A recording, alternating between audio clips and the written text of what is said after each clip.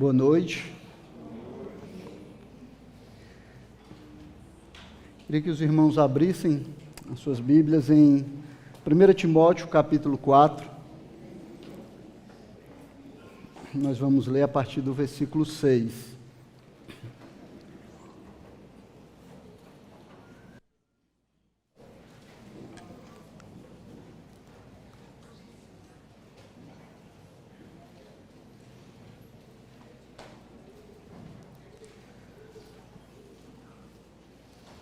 Hoje nós temos uma celebração especial onde vamos ordenar diáconos na nossa igreja e nós gostaríamos de ver o que a palavra de Deus fala a respeito dos oficiais da igreja.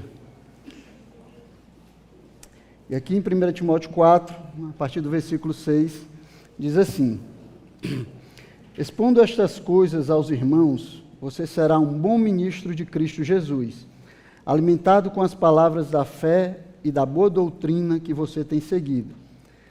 Mas rejeite as fábulas profanas e de velhas caducas.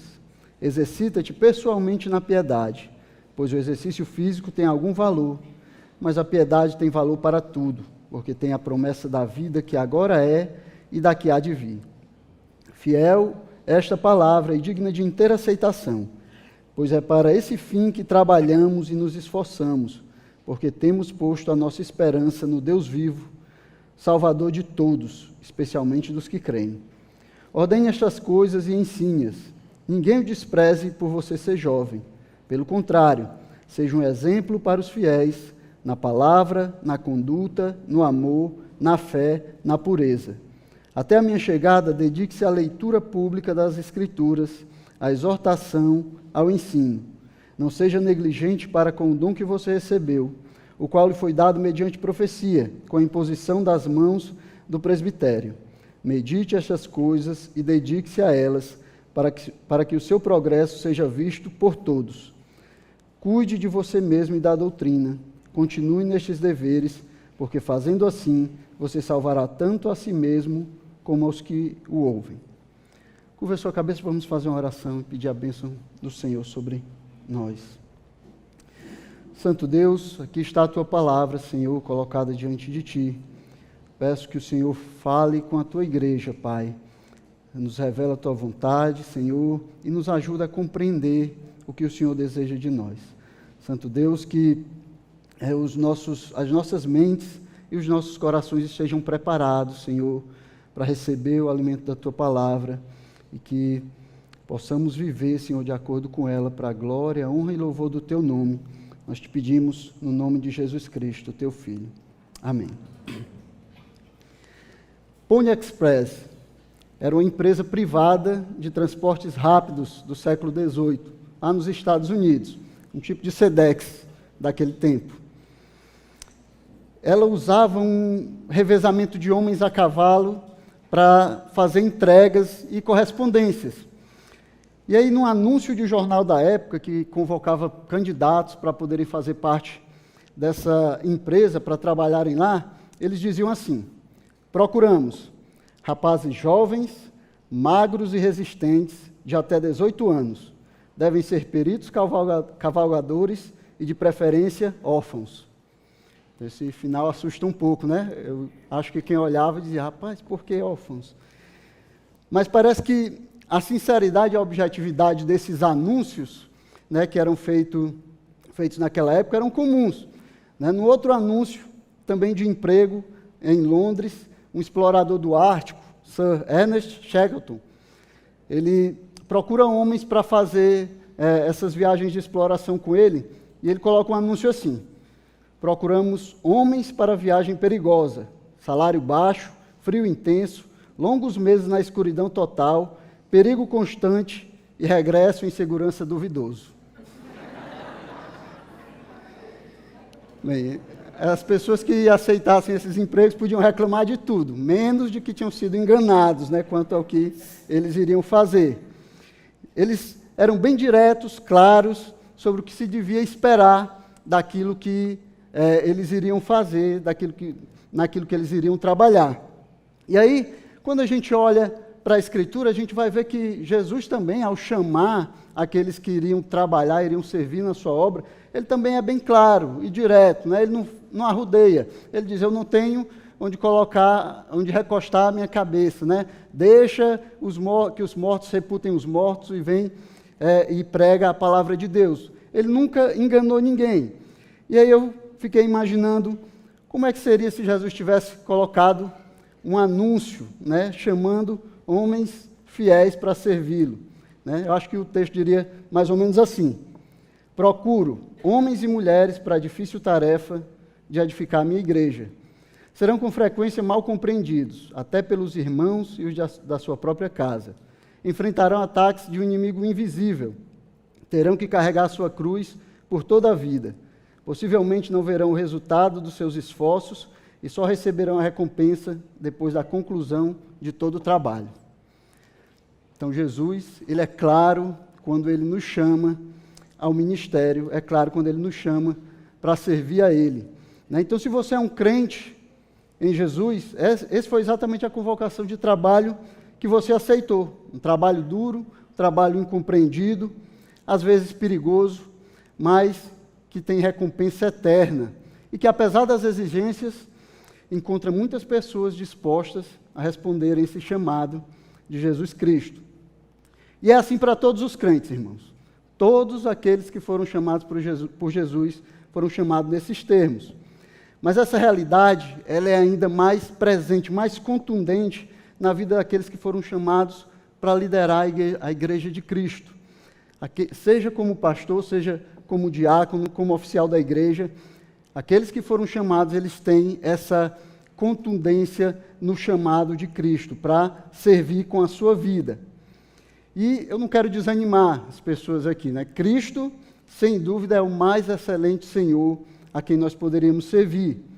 E é por isso mesmo, por causa da excelência do Senhor a quem servimos, que é necessário que essa tarefa de liderar a igreja seja feita por servos excelentes, né, que estejam dispostos a dedicar toda a sua vida para fazer a obra de Cristo.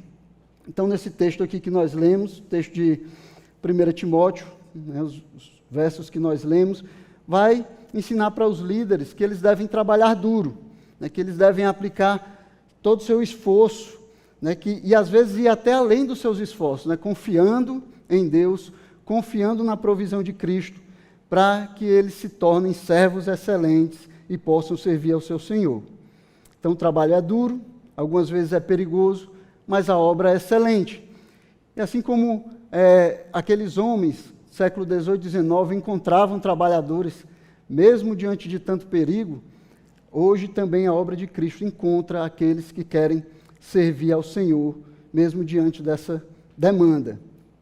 Isso é importante, irmãos, porque quando pensamos na Igreja de Cristo, nós temos que levar em conta também que o caráter e a eficácia de qualquer igreja, eles estão diretamente relacionados com a qualidade da sua liderança. Estão relacionados àqueles que estão à frente, dando a direção, indo à frente, sendo seguidos por aqueles que são liderados. E é por isso que a Bíblia enfatiza a importância de uma liderança qualificada na igreja e até define padrões específicos para avaliar aqueles que servem nessa posição sagrada.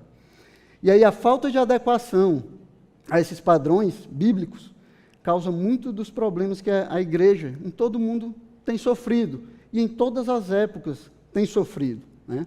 Então, quando Paulo escreve para Timóteo, esse é o problema que Timóteo está enfrentando lá na igreja de Éfeso, né? Falsos líderes não qualificados estavam ensinando heresias, ensinando errado para as pessoas. E aí Paulo ele vai dar uma explicação detalhada das qualificações para os líderes. Capítulo 3 de 1 Timóteo vai mostrar quais são essas qualificações, né? Então, Paulo sabia que isso poderia ocorrer. Paulo sabia que Satanás ele iria atacar a igreja, enviando falsos líderes para ensinar mentiras, ensinar heresias, e foi exatamente isso que aconteceu aqui. A última coisa que ele falou para os presbíteros, quando encontrou com eles da última vez, antes da sua prisão, foi exatamente isso. Ele disse, eu sei que depois da minha partida, aparecerão no meio de vocês lobos vorazes, que não pouparão o rebanho, e que até mesmo entre vocês se levantarão homens falando coisas pervertidas, para arrastar os discípulos atrás de si. Ele falou isso lá, encontramos isso lá em Atos 20, 29. E aí, quando ele retorna a Éfeso, quando ele sai da primeira prisão romana, passa por lá com Timóteo, ele vê o que está acontecendo e deixa Timóteo lá, para que ele possa cuidar dessa situação enquanto ele parte para Macedônia para continuar com a obra. Portanto, as qualificações dos líderes não é só uma questão de preferência, não é só uma questão de como nós decidimos levar a nossa igreja. Não é isso. As qualificações elas são necessárias para proteger a igreja de falsos líderes. É por isso que Paulo coloca essas qualificações aqui. E aí, uma igreja ela vai ser tão piedosa quanto os seus líderes. E quando a gente pensa nos problemas que uma igreja está passando, né, principalmente hoje em dia, geralmente quando uma igreja ela está falhando em cumprir sua missão, falhando em ter impacto na comunidade, no mundo, né, enfrentando profundos conflitos internos, geralmente nós vamos procurar soluções em coisas que são secundárias, né? Então a gente pensa que talvez mudando a programação as coisas melhorem, né? Tocando outro tipo de música, né? Mudando o estilo da igreja, ou acabamos pensando em outras coisas que são periféricas, né? E esquecemos de pensar talvez na coisa principal, no motivo principal, né? Que diz respeito a líderes não qualificados que podem estar desviando a igreja do seu caminho, da sua missão. Então essa deveria ser a primeira coisa que nós deveríamos verificar, procurar saber como está a liderança da igreja. Então nessa descrição das qualificações para os presbíteros e diáconos, Paulo ele vai se concentrar na pessoa e no caráter dessas pessoas, não na função. Porque um homem é qualificado por causa do que ele é, e não por causa do que ele pode fazer. O que ele pode fazer pode ser ensinado para ele, as habilidades podem ser ensinadas.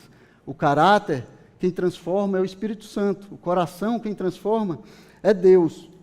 Então os líderes, eles devem ser provados, e só se mostrarem qualificados é que eles devem exercer o ministério.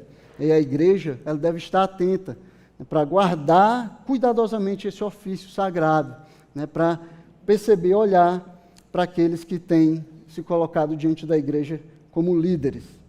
Então, depois de ter discutido essas qualificações do ministério no capítulo 3, Paulo vai falar no capítulo 4 sobre um padrão de excelência. Ele vai dar um passo além.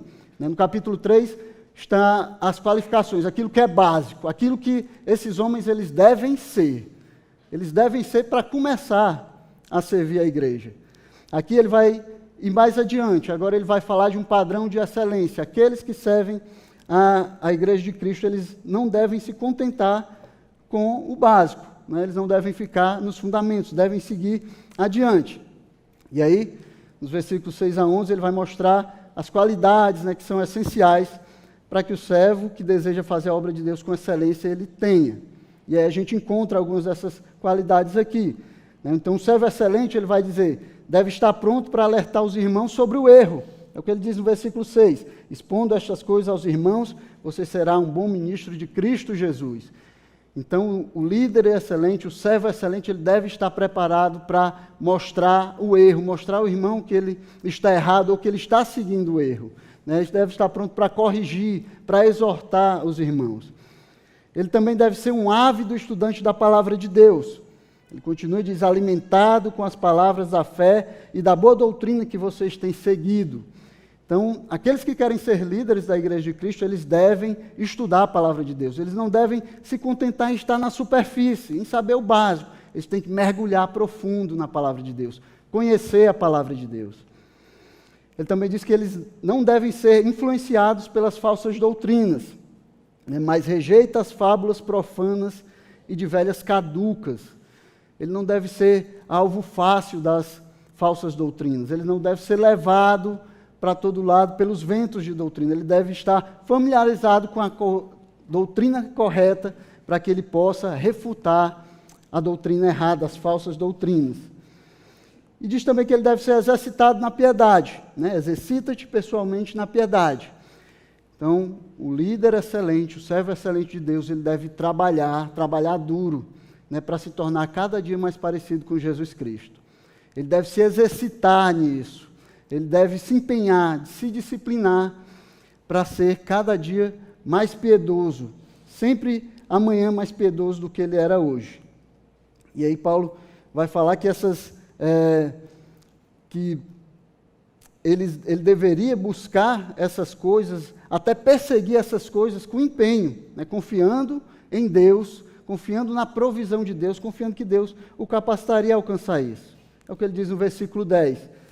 Ora, é para esse fim que labutamos e nos esforçamos sobremodo, porquanto temos posto a nossa esperança no Deus vivo, Salvador de todos os homens, especialmente dos fiéis.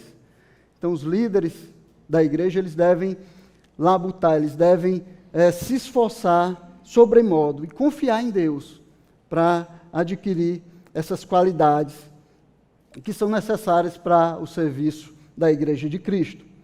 E aí, a partir do verso 12, ele vai continuar as instruções, vai continuar mostrando o que se deveria esperar daqueles que lideram a igreja.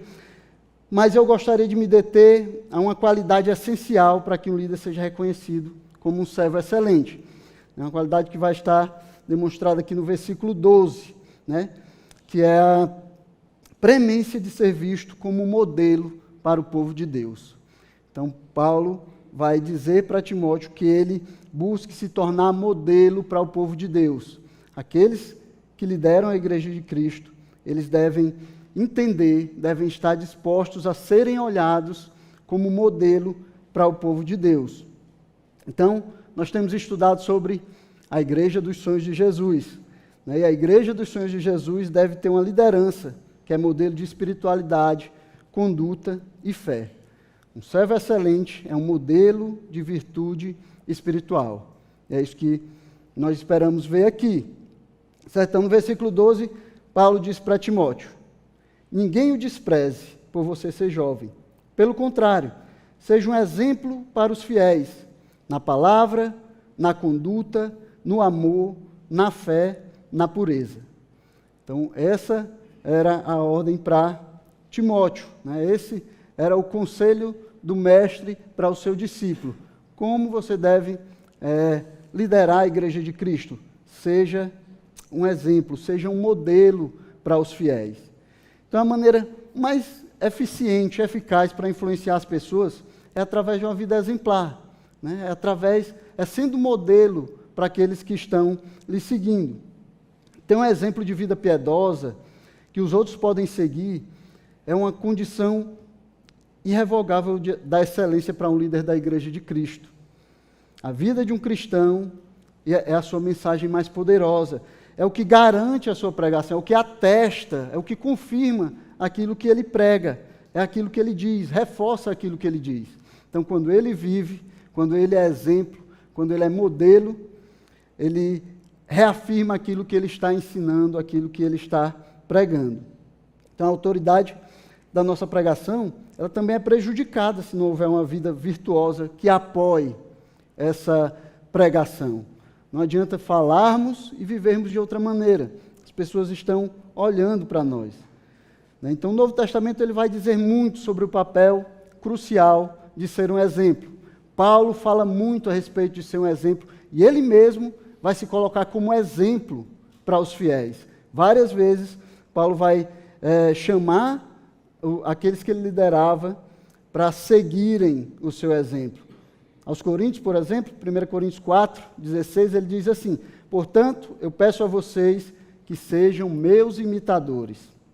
A mesma coisa ele diz para os Filipenses, capítulo 3, 17.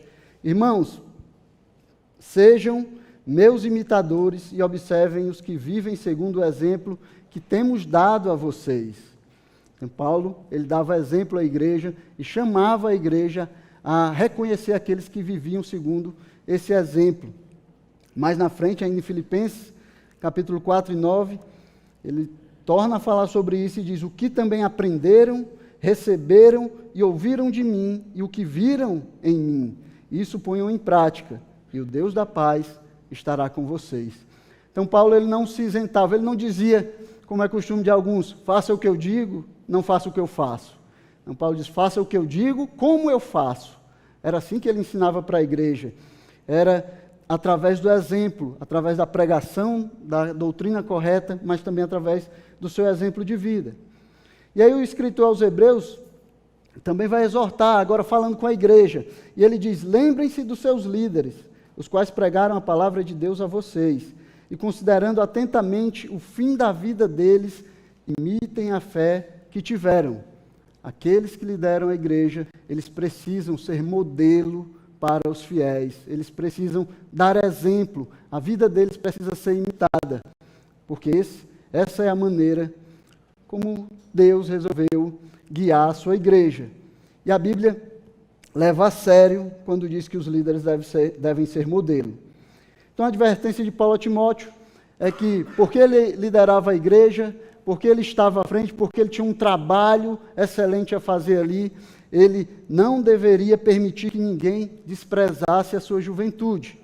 E aí, como Timóteo, ele era um jovem, para os padrões da época, tinha pouca idade, como ele não tinha, por causa da sua idade, ele não tinha como estabelecer credibilidade, levando em conta a sua juventude, ele teria que ganhar o respeito das pessoas através do exemplo. Ele iria ser um exemplo para os fiéis. E aí ele receberia essa credibilidade, esse respeito.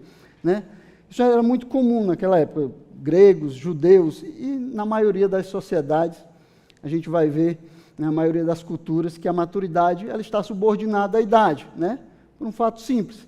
Quem é mais maduro, quem é mais velho, quem é mais velho passou por mais coisas e teve a oportunidade de amadurecer mais. Então, se um homem ele não tinha bastante idade, ele teria que ganhar o respeito através da sua virtude. E aí Paulo ele vai alertar Timóteo quanto a isso. Olha, não deixa que a sua juventude seja um impedimento para o trabalho que você está fazendo. Seja exemplo para os fiéis. Seja modelo para que eles possam seguir você. Para que eles possam ver em você um modelo daquilo que Cristo espera do homem. Para aquilo que Cristo espera daqueles que o estão seguindo. E aí eu queria lembrar vocês novamente, esse texto, ele quer nos ensinar, principalmente aos líderes, que eles devem trabalhar duro, devem aplicar esforço, devem se esforçar ao máximo e muitas vezes ir até além do seu esforço, confiando na provisão e no auxílio de Deus, para se tornar um servo excelente e modelo dos fiéis, daqueles que têm crido. E aí, quando Paulo vai falar para Timóteo que ele seja modelo, ele não faz isso de forma abstrata, vazia, distante. Ele não quer que Timóteo use a imaginação dele para tentar pensar o que é ser modelo, como é que eu posso ser modelo. Não, ele vai falar para Timóteo ser modelo na prática. Ele diz claramente como Timóteo deveria ser modelo. Então, Paulo ele vai listar aqui 5 áreas em que Timóteo deveria fazer todo o esforço para ser um exemplo para a igreja. E aí que serve como modelo para todo homem, mas principalmente para todos aqueles que assumem posição de liderança na igreja de Cristo. Então, Paulo vai falar, olha, você deve ser modelo dos fiéis. Como é que em que você deve ser modelo? Como você deve ser modelo? Na palavra, na conduta, no amor, na fé e na pureza. Em todas essas áreas, Timóteo, você como líder da igreja, deve liderar a igreja sendo modelo para as pessoas. Então, a primeira área que Paulo vai falar aqui é no falar. Timóteo deveria ser um exemplo na palavra. A conversa de um servo excelente, ela deve ser exemplar. Ela deve ser aquela conversa que ele não tem vergonha, se estiver falando aqui na igreja, se estiver falando lá no trabalho. Ele não deveria ter vergonha se colocasse aqui no telão para passar para todo mundo ouvir. Ele deveria ser um exemplo quando ele fala, ele deveria edificar as pessoas enquanto fala, porque aquilo que ele fala mostra o que está no seu coração. E aí Jesus, lá em Mateus capítulo 12, já havia falado sobre isso. Já havia falado de como o que nós falamos expressa aquilo que está no nosso coração. E quando ele falou exatamente com líderes da igreja. Lá falando com os fariseus, ele vai dizer assim, raça de víboras. Então ele já começa mostrando, assim como as víboras que destroem através da boca, pela mordida, envenenando, os fariseus também faziam isso com as pessoas. O que saía da boca dos fariseus destruía a vida das pessoas. E aí ele continua e diz, como vocês podem falar coisas boas sendo maus? Porque a boca fala do que está cheio o coração. A pessoa boa tira do tesouro bom coisas boas, mas a pessoa má, do mau tesouro, tira coisas más. Digo a vocês que, no dia do juízo, as pessoas darão conta de toda palavra inútil que proferirem, porque pelas suas palavras você será justificado, e pelas suas palavras você será condenado. Então, o que o homem fala reflete o que está no seu coração. Portanto, todo tipo de conversa pecaminosa deveria ser evitada por um servo de Deus, principalmente por aqueles que estão na liderança, porque aqueles que lideram, aqueles que estão à frente da igreja, eles vão modelar a maneira como a igreja fala.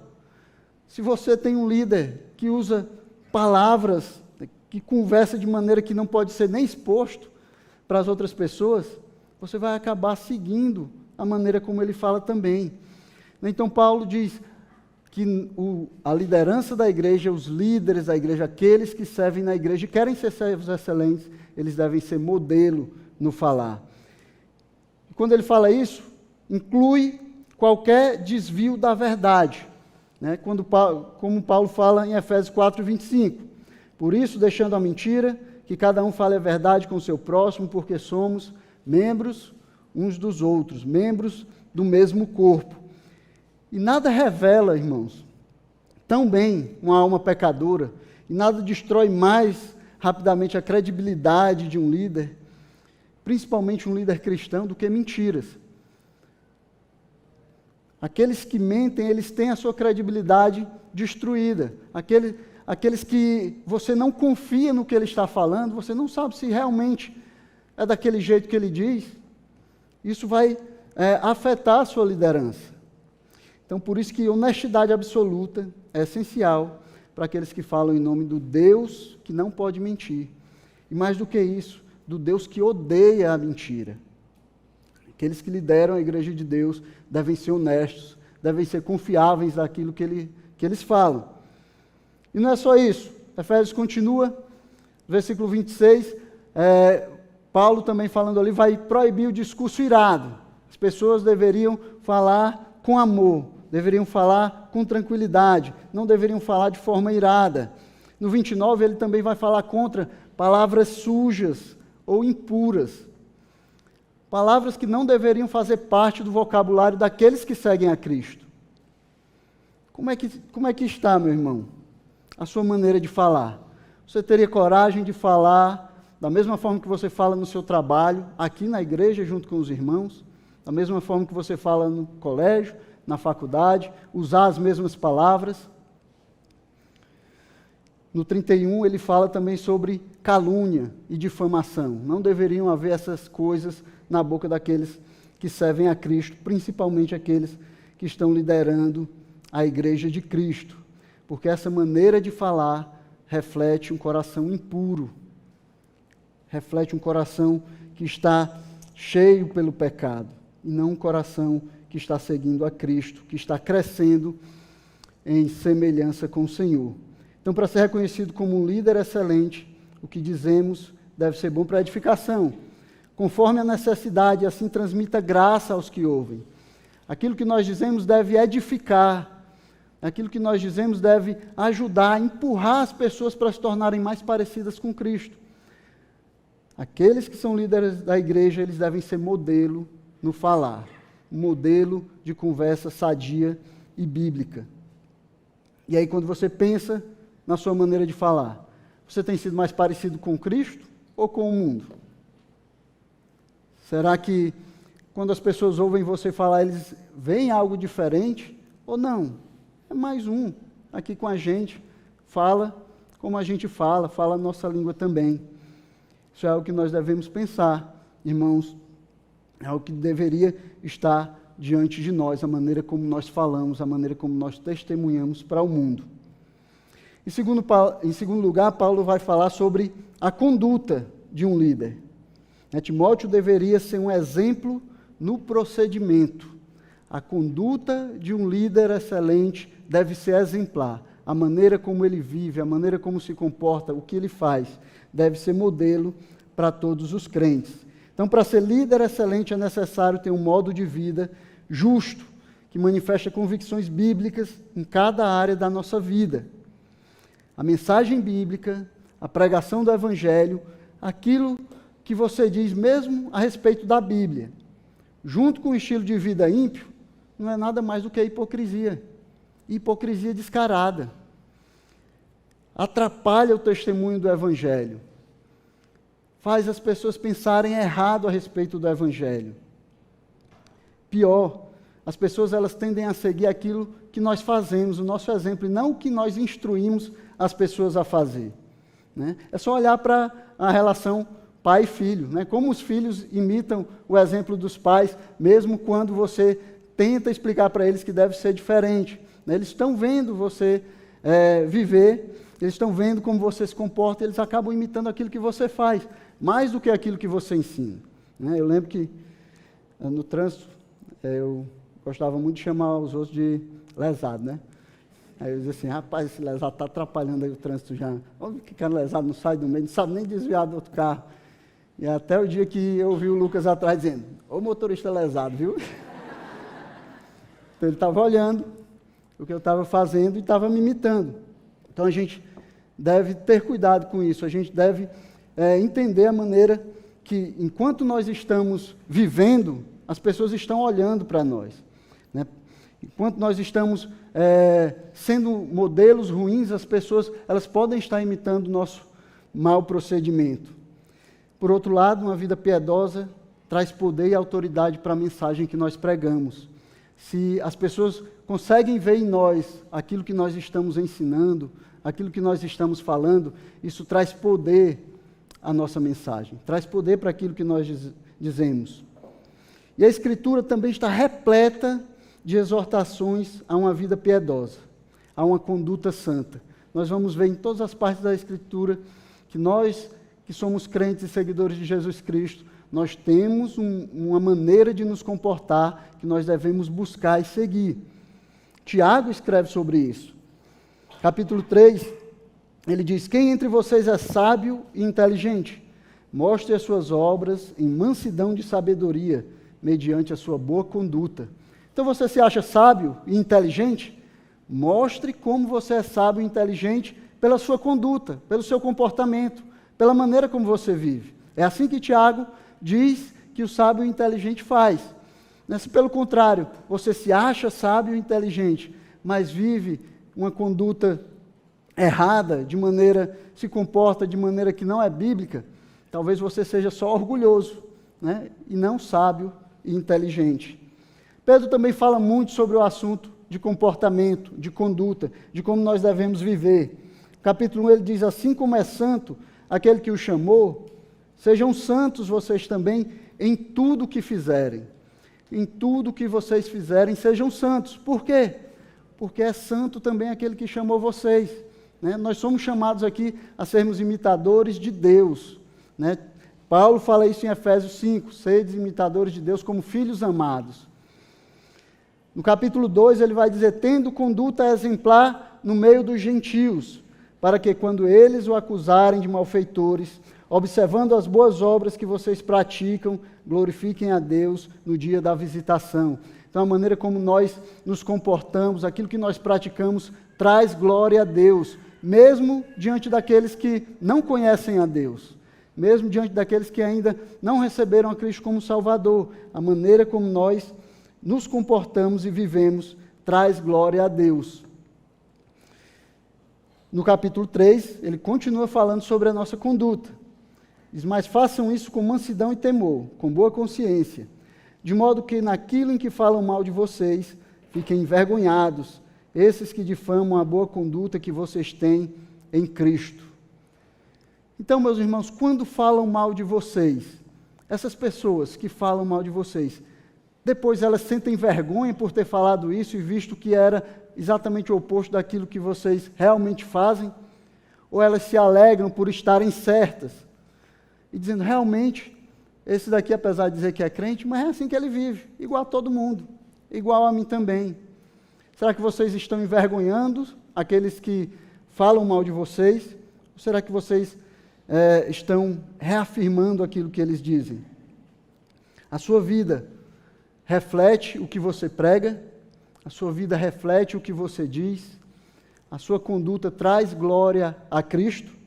Isso é um requerimento para todo crente, mas aqueles que estão na liderança, aqueles que foram chamados para liderar a Igreja de Cristo, eles precisam ser modelos no falar, modelo na conduta, no comportamento, para que aqueles que são liderados por eles possam seguir de acordo com como eles andam também nas suas vidas. Em terceiro lugar, Timóteo deveria ser um exemplo no amor. Não dá para servir alguém sem amar. O serviço requer amor. Mas se você não ama, você não consegue servir ao outro.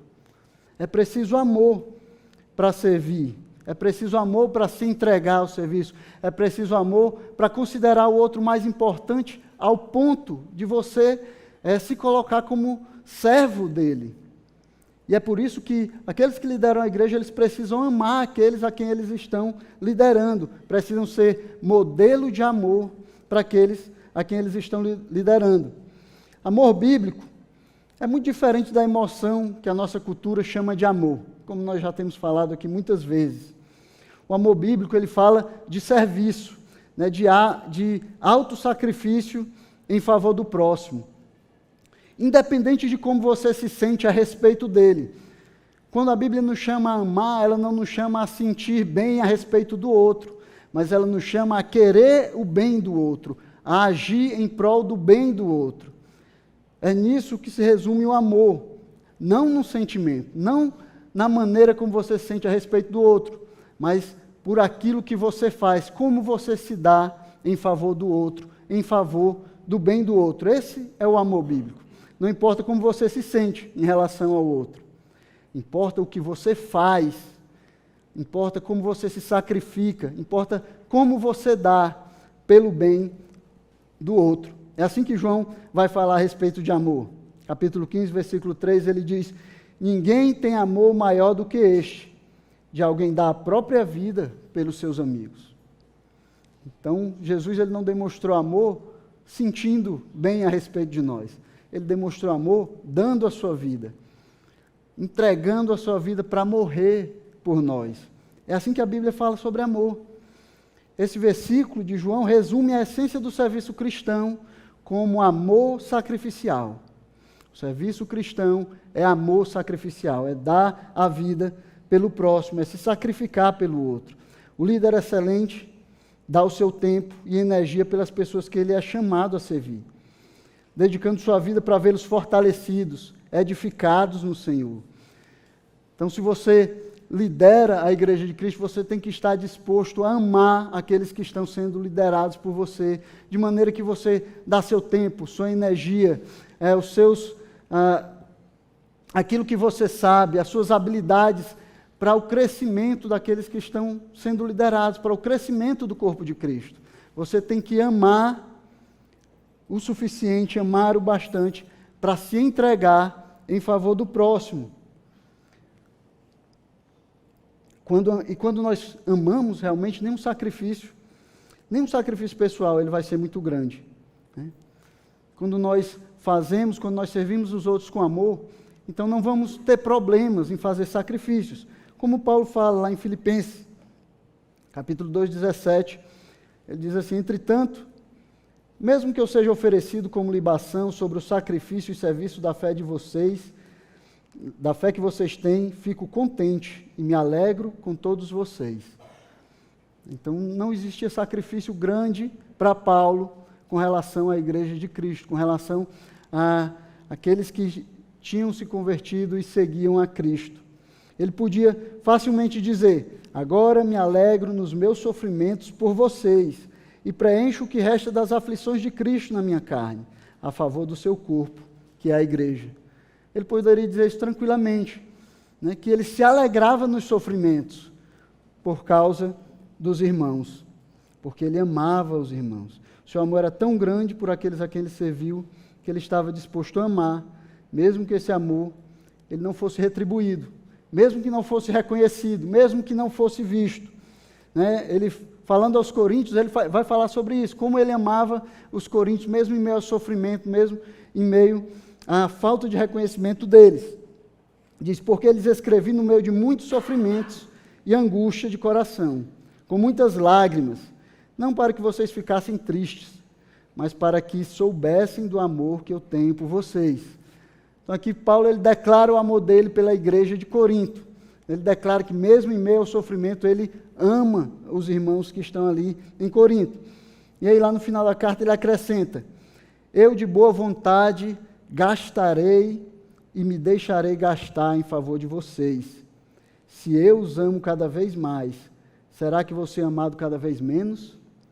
Então, mesmo diante da indiferença, mesmo diante da falta de amor dos coríntios, Paulo, ele amava a igreja, ele amava aqueles irmãos, ele gastava aquilo que ele tinha, e ele mesmo se gastava em favor da igreja.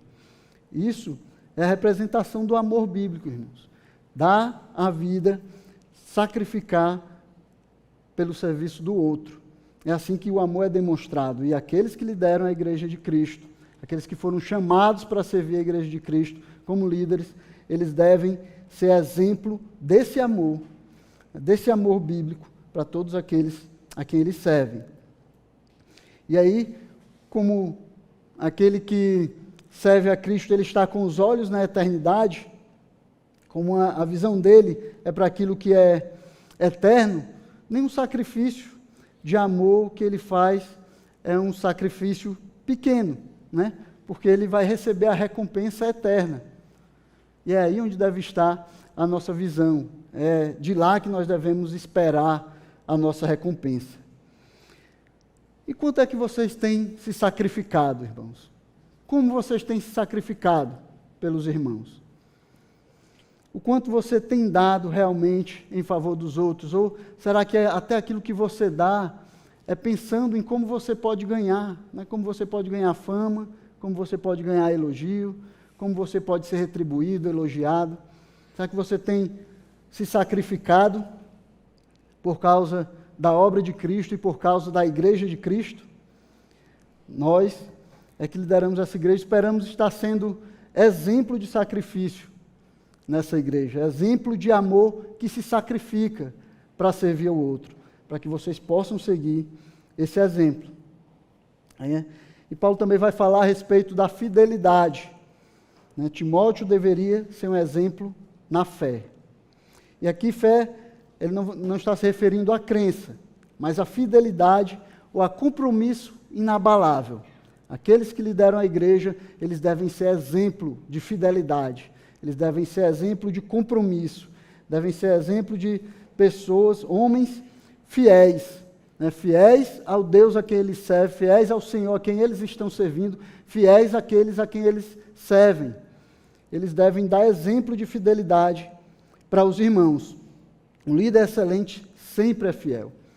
Ele não se desvia do caminho que ele está seguindo, ele não se desvia das suas convicções, ele não tem o coração dividido, ele não anda titubeando entre dois senhores, entre dois caminhos, mas ele é fiel, ele segue o caminho reto, como a palavra de Deus ensina. É isso que Paulo vai dizer também em 1 Coríntios 4, versículo 2, que é requerido daqueles que são colocados como dispenseiros. Ora, além disso, o que se requer desses encarregados é que cada um deles seja encontrado fiel. Então a palavra de Deus não diz que o líder ele precisa ser bonito, não diz que ele tem que ser habilidoso, não diz que ele tem que ser formado, não diz que ele tem que ter vários méritos, mas diz que ele tem que ser fiel. É isso que se requer daquele que está como líder, como dispenseiro na casa de Deus, que ele seja encontrado fiel, não dividido, não em dúvidas, não com o coração dividido, mas fiel. Fiel ao Senhor que o arregimentou, fiel ao povo a quem ele serve, fiel à palavra que o dirige. Ele tem que ser um exemplo de fidelidade, um exemplo que pode ser seguido por toda a igreja e por todos os irmãos. E essa virtude, ela é essencial e ela vai separar aqueles que têm sucesso em ter influência na vida das pessoas daqueles que não têm, daqueles que não conseguem influenciar. Porque ninguém quer seguir alguém que não sabe nem para onde está indo, né? Que não sabe o caminho que deve seguir, que não é fiel, que hoje está indo para a direita, depois está indo para a esquerda, que hoje diz isso, amanhã diz outra coisa. Ninguém segue uma pessoa assim. A fidelidade é essencial para que aquele que lidera, ele tenha credibilidade e possa ser seguido por aqueles que estão sendo liderados por ele. Nós temos que ser fiel às nossas convicções, fiel àquilo que nós acreditamos, né? Fiel à profissão de fé que nós fazemos. E os líderes, eles devem ser exemplo dessa fidelidade. Eles devem ser reconhecidos e vistos como homens fiéis que seguem de acordo com a doutrina de Cristo. E, finalmente, Timóteo, ele deveria ser um exemplo na pureza, né? Paulo vai terminar dizendo que Timóteo deveria ser um exemplo na pureza. E essa pureza aqui refere-se principalmente à área sexual ou moral, né? Tanto nas ações quanto nas intenções.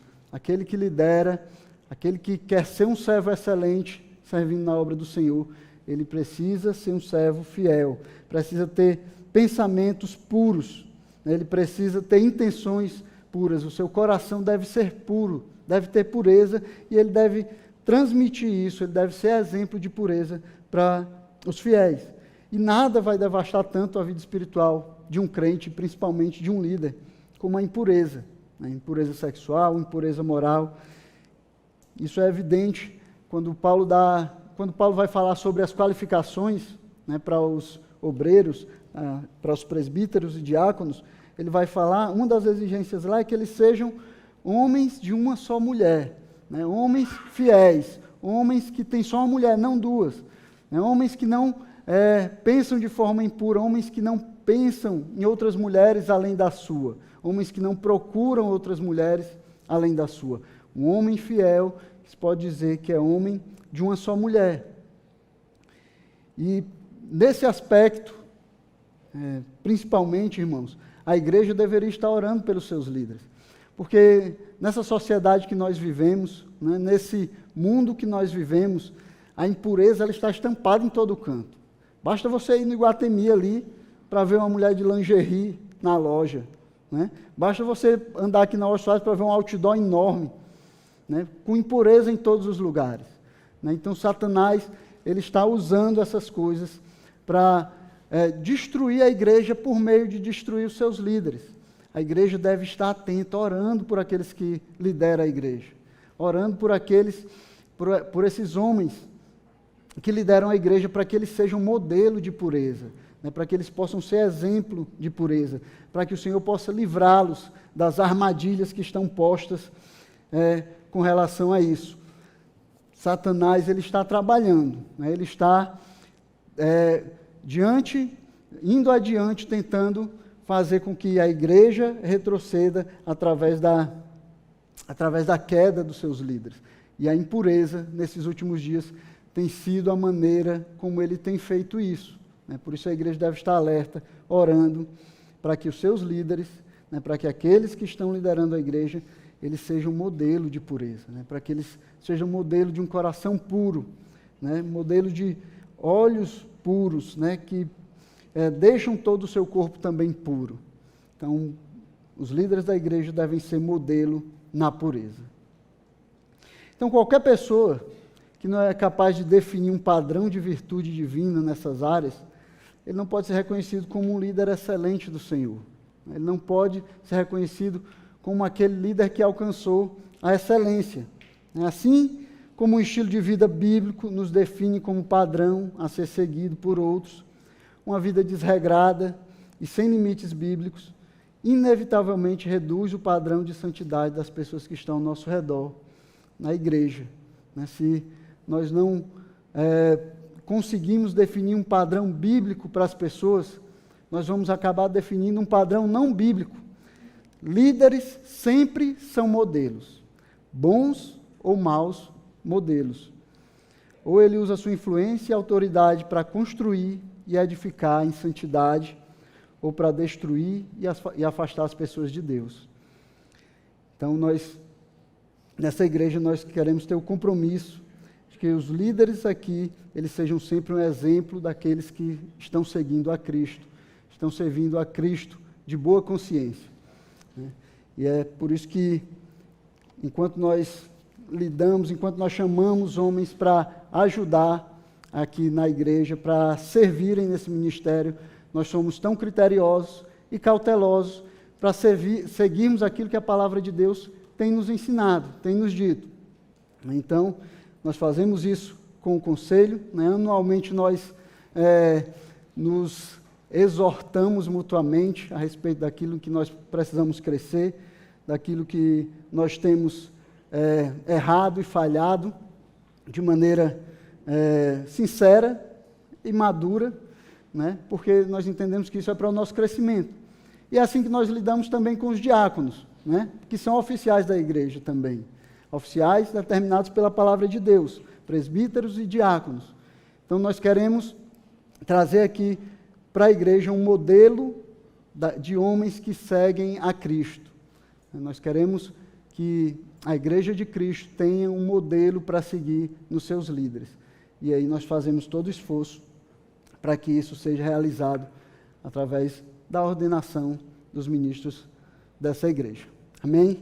Então nós logo mais vamos ter a ordenação dos nossos diáconos e eu espero que vocês possam ver neles essas virtudes que Paulo requereu aqui de Timóteo, que a palavra de Deus requer daqueles que vão liderar a sua igreja.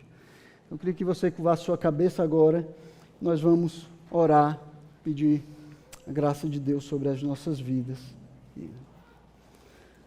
Santo Deus e Pai, nós queremos ser gratos a Ti, Senhor, pela Tua bondade, misericórdia, o Teu amor, o Teu cuidado nas nossas vidas, Pai.